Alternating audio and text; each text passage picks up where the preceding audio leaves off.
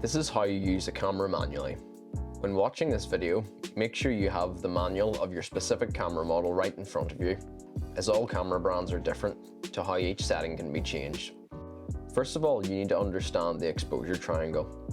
Each side represents 3 main exposure settings.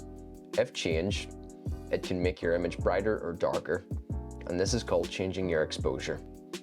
They not only change your exposure, but when changed, they can add a stylistic effect. Now let's break each one of them down. Let's start off with aperture.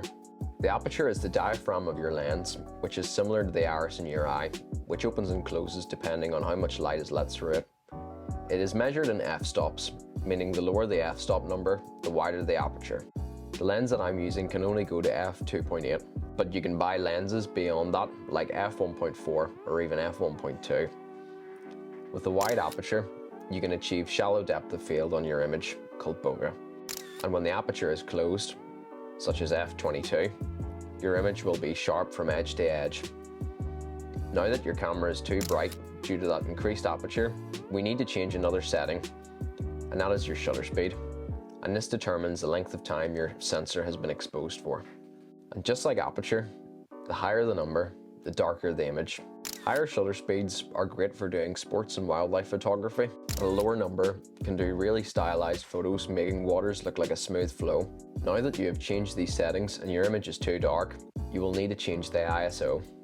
Your ISO is your sensor's sensitivity to light, and unlike previous settings mentioned, the higher the ISO number, the brighter the image.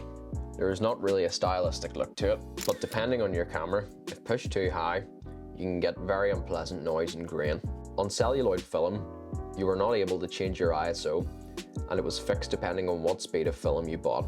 Now that you understand the exposure triangle, there are 2 other things that you will need to get used to, and the first one is the white balance, and that determines the color temperature of your image, whether that is warm or cold. It is measured in kelvins. Our lighting environment changes no matter where you shoot, and this is a crucial setting that must be changed. Lastly, we have manual focus, and that can be so helpful, and it means when recording, you know that your focus will stay in exactly the same spot and will not adjust on you while shooting. It also means that you can tailor to where your main subject should be to your liking. So why use a camera on manual when an automatic option exists? And that reason is control. You can get the exact image that you want. Now what I want you to do is go out there and make something awesome. If you want to see more videos like this, please hit the subscribe button and hit the notification bell to get notified whenever I release a video. Thank you, and have a lovely day.